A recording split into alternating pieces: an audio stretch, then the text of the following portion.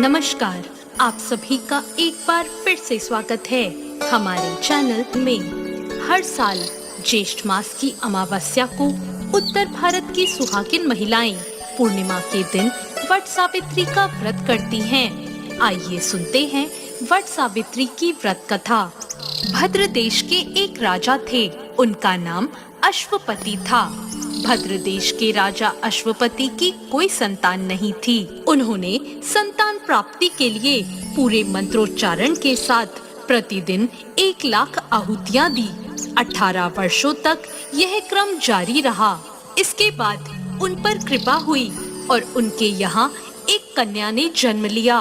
उस कन्या का नाम सावित्री रखा गया। अब सावित्री बड़ी हो गई और बड़ी होकर वो बहुत ही रूपवान हो गई। उसके योग्य कोई वर नहीं मिल रहा था। वर ना मिलने की वजह से सावित्री के पिता बहुत दुखी थे। उन्होंने अपनी कन्या सावित्री से कहा कि तुम स्वयं ही अपने लिए योग्य वर तलाश कर लाओ। सावित्री अपने पिता की आज्ञा पाकर अपने लिए वर ढूंढने निकल गई। सावित्री तपोवन में भटकने लगी। वहाँ उसे सालव देश के राजा धुम्रसेन मिले। क्योंकि उनका राज्य किसी ने छीन लिया था, इसलिए वो वहीं रह रहे थे। उनके पुत्र सत्यवान को देखकर सावित्री ने पति के रूप में उसका वरण कर लिया। इसके बाद सावित्री घर लौट आई। सावित्री जब घर पहुंची तो उसने अपने पिता के साथ नारद ऋषि को देखा। पिता के पूछने पर उसने बताया कि उसने सालव देश के राजकुमार सत्यवान को अपना पति स्वीकार कर लिया है।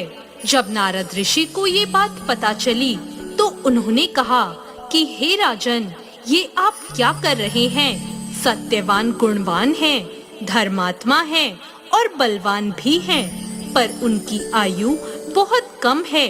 वो अल्पायु हैं। 1 वर्ष बाद ही उनकी मृत्यु हो जाएगी। ऋषिराज नारद की बात सुनकर अश्वपति राजा घोर चिंता में डूब गए। उन्होंने सावित्री से कहा, पुत्री, तुमने जिस राजकुमार को अपने वर के रूप में चुना है वह अल्पायु है। तुम्हें किसी और को अपना जीवन साथी बनाना चाहिए। इस पर सावित्री ने कहा, पिताजी, आर्य कन्याएं अपने पति का एक ही बार वरण करती हैं। राजा एक ही बार आज्ञा देता है और पंडित एक ही बार प्रतिज्ञा करते हैं और कन्यादान भी एक बार ही किया जाता है। सावित्री हठ करने लगी और बोली, मैं सत्यवान से ही विवाह करूंगी। जब सावित्री नहीं मानी तो राजा अश्वपति ने सावित्री का विवाह सत्यवान से करा दिया। सावित्री अपने ससुराल पहुँचते ही अपने सास ससुर की सेवा करने लगी। समय बीतने लगा। नारद मुनि ने सावित्री को पहले ही सत्यवान की मृत्यु के दिन के बारे में बता दिया था। वह दिन जैसे जैसे करीब आने लगा, सावित्री अधीर होने लगी। सावित्री ने 3 दिन पहले से ही उपवास रखने शुरू कर दिए और नारद मुनि द्वारा बताई तिथियों पर पितरों का पूजन भी किया। हर दिन की तरह सत्यवान उस दिन भी लकड़ी काटने जंगल चले गए। साथ में सावित्री भी गई। जंगल में पहुंचकर सत्यवान लकड़ी काटने के लिए पेड़ पर चढ़ गए। तभी उसके सिर में तेज दर्द होने लगा। दर्द से व्याकुल होने के कारण सत्यवान पेड़ से नीचे आ गए। सत्यवान के सिर को गोद में रखकर सावित्री सत्यवान का सिर सहलाने लगी। तभी वहाँ यमराज आते दिखाई दिए। यमराज अपने साथ सत्यवान को ले जाने लगे। सावित्री भी उनके पीछे पीछे चल पड़ी। यमराज ने सावित्री को समझाने की कोशिश की कि यही विधि का विधान है, पर सावित्री नहीं मानी और यमराज के पीछे चल पड़ी। उन्होंने यमराज से कहा कि मैं सत्यवान को ले जाने नहीं दूंगी।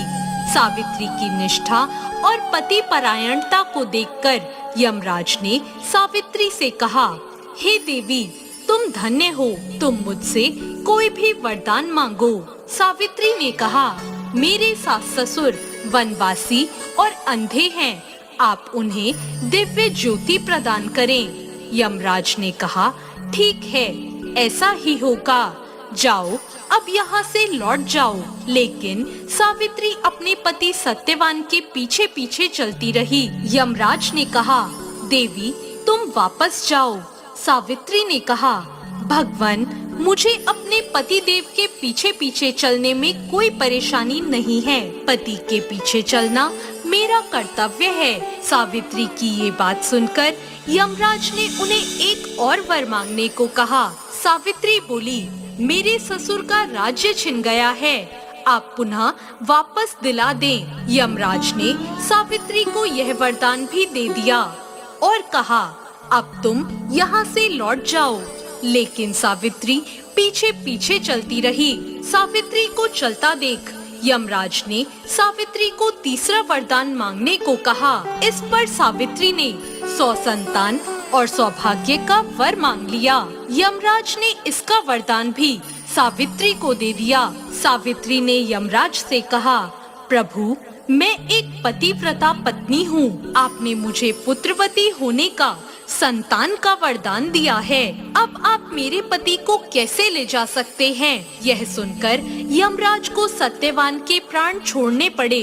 यमराज अंतर ध्यान हो गए और सावित्री उसी वट वृक्ष के पास आ गई, जहाँ उसके पति का मृत शरीर पड़ा था। और सत्यवान फिर से जीवित हो गए और दोनों खुशी खुशी अपने राज्य की ओर चल पड़े। जब दोनों घर पहुँचे तो उन्होंने देखा कि उनके माता पिता की आंखों की दृष्टि लौट आई है। इसके बाद उन्हें उनका राज्य भी वापस मिल गया। इस प्रकार सावित्री सत्यवान हमेशा सुख भोगते रहे।